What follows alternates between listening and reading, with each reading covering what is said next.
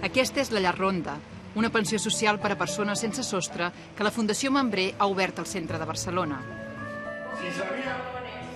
Hi viuen 22 hostes, amb realitats personals diverses. La crisi, una malaltia o la falta de suport familiar els va deixar oblidats a la cuneta. La Maria fa 3 mesos que viu a la pensió. No té fills ni tampoc ningú de la família que se'n pugui ocupar. De cop es va trobar sense feina i sense casa. I jo havia treballat molts anys al centre de la ciutat també. M'hi trobava molt a gust, tenia molt bones companyes, era una cosa cara al públic i m'hi trobava molt bé. Aquesta empresa va tenir que tancar per suspensió de pagos. I també em vaig trobar al carrer. Després va trobar una altra feina i un lloc on viure, però al cap d'un temps es va tornar a quedar sense llar. Em trobava sota de la Diagonal Balmes Rambla Catalunya, vivint amb una senyora que li feia companyia. Aquesta senyora es va posar molt malalta i vaig tindre que sortir i em vaig quedar sense pis. Vaig anar a una residència de la tercera edat i aquesta residència s'ha tingut que tancar també. Tot plegat la va abocar a una depressió. Des que està a la pensió, però, el seu estat d'ànim ha millorat i està molt implicada a col·laborar en les activitats de la casa. Aquí el que oferim és pau i tranquil·litat.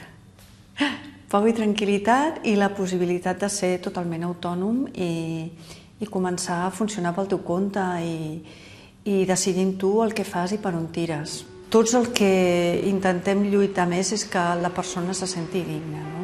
I la persona comenci a sentir que és una persona. I això és el que dona vida, en definitiva.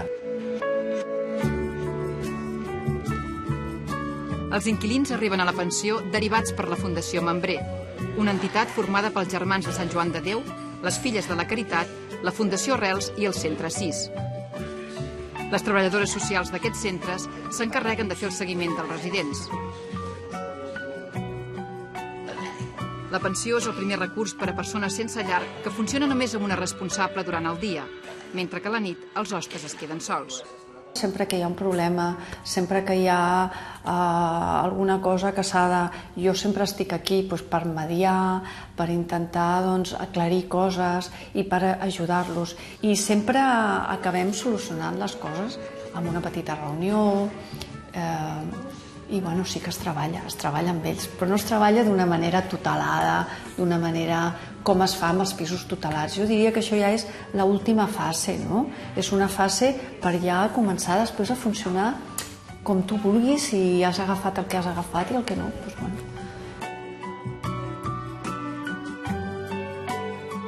La majoria dels hostes tenen una pensió no contributiva i en paguen un petit percentatge per viure en aquesta casa. En el cas de l'Alfonso, que no té cap ingrés, les despeses les paga el Centre 6. L'Alfonso era empresari de la construcció i en perdre el negoci es va quedar al carrer. Hola, Alfonso, ¿qué estás riendo? Hola, Mari. Va tenir una greu depressió, de la qual s'ha anat recuperant. Està separat de la dona i manté poc contacte amb els fills. Una de les seves filles també ha viscut al carrer.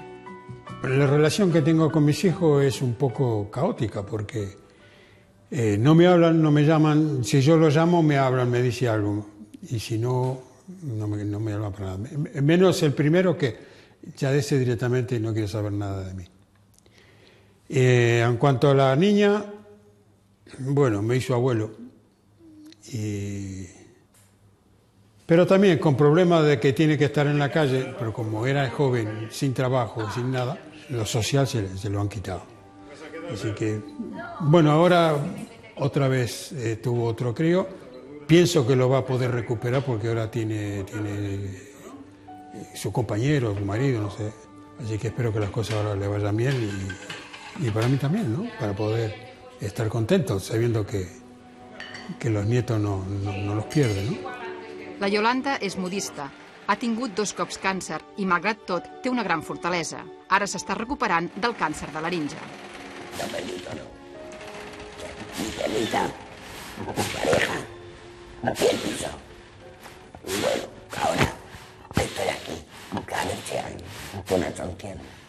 Pues la convivencia, nos respetamos todos, porque es lo principal, el respeto. Si te respetas a ti mismo, puedes respetar a los demás. Si no, no se puede. Lo principal es encontrarme bien. Y luego, más adelante, después del coser, seguir cosiendo. Si pudiera, pues tener un pisito, una habitación, un comedor, todo junto, com antes. El Mohamed va perdre la feina de paleta i amb la dona i els 3 fills es va quedar al carrer. Després, la parella va viure en aquesta pensió i els 3 fills van anar a un centre de menors de la Generalitat. Ara la seva dona viu en una habitació llogada amb el fill gran, que ja té 18 anys. Tengo mis 2 pequeños, están en un centro de menores, al menos están los 2. Y pues la experiencia es que es muy mala. Tienen unos hijos en una parte, tu mujer en otra parte y yo en otra parte, entonces esto no se vive. Es que hay que verlo y vivirlo para sentir, ¿no?, lo que yo siento. Cada día salgo y no hay manera de encontrar un trabajo. Y a veces en algún anuncio de trabajo piden una persona para trabajar, aunque sea 2 horas al día, o 2 horas en toda la semana, y aún así me mando un currículum para trabajar, aunque sea 2 horas a la semana. Y no hay, ni para eso. Tengo un ingreso muy pequeño, de 160 euros. Y con los 160 euros que cobro, tengo que pagar la habitación donde estoy. Y así que no me queda nada, ni para comer.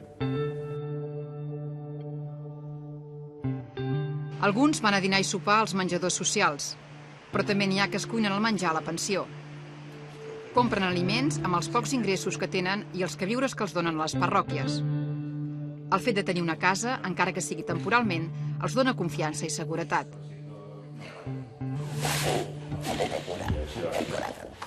Te cura el alma. Es una manera de sentirte más tranquila, porque ¿dónde estarías si no tuvieras esto? En la calle. En la calle lo único que haces es hacer lo que no tenías que hacer, que es tan malamente.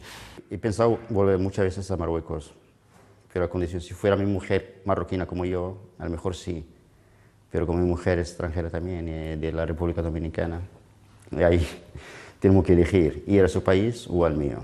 Bueno, la soledad es triste, muy triste la soledad, mucha gente lo entiende, pero yo ocupo mi espacio, mi vida, haciendo música, teatro y todas esas cosas, y estoy dando clases de teatro en 2 centros, y gratis todo, por supuesto, porque según la Biblia dice, de gracia recibiste, da de gracia, ¿no? Entonces, como estoy recibiendo cosas buenas, trato de aportar algo. Y lo único que puedo dar es teatro, porque es lo que hice siempre de joven y lo que me gusta. Entonces estoy dando clases a gente también sin hogar. La meva idea seria al final una residència, perquè estic veient que ara no, però dintre de no massa temps les meves forces a poc aniran minvant i serà poder el millor lloc que pugui estar. Més de 300 persones sense llar han viscut en aquesta pensió social de la Fundació Membré. Cada dia més persones que han caigut a la marginació a causa de la crisi truquen demanant lloc a la pensió. La seva vida s'ha trasbalsat. Ho han perdut tot i busquen un lloc digne, com aquest, per recuperar-se i trobar la força necessària per començar de nou.